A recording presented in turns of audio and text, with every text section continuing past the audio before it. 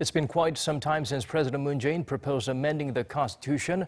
The National Assembly had until today to have things ready for the people to decide on the possible revision.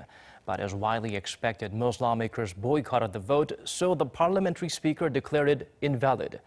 Kim Min-ji has the latest from the domestic political arena. Null and void. The fate of the president's proposal for amending the Constitution has been decided. Opposition parties boycotted the vote during a plenary session on Thursday, resulting in a lack of a quorum. Only 114 of the 288 lawmakers in the National Assembly took part in the vote, far short of the two-thirds majority required to pass.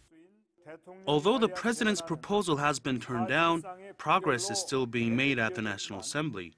The rival parties need to quickly reach an agreement to craft their own proposal.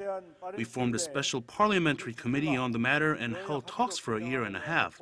As Speaker, I'm sorry that it led to nothing. Thursday was the legal deadline for Parliament to vote on the president's proposal, as the Constitution stipulates that a vote be held within 60 days after the bill is put forward. President Moon Jae-in submitted his proposal on March 26th.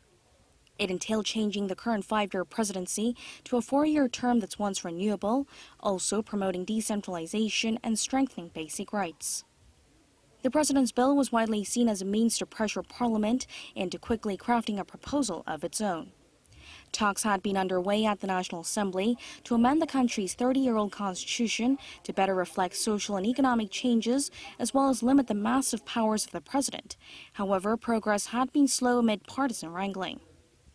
After the bill was declared invalid, the ruling Democratic Party of Korea lashed out at the opposition for not taking part.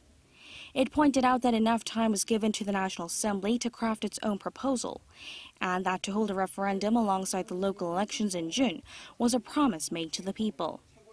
However, most opposition parties had been against the idea of the president submitting a proposal in the first place and had been calling for the bill to be withdrawn.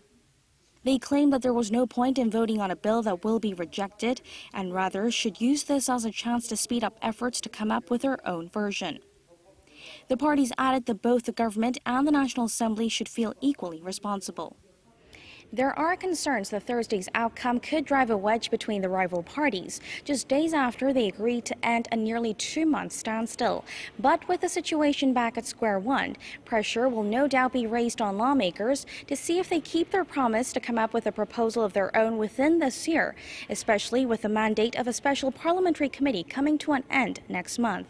Kim Min-ji, Arirang News.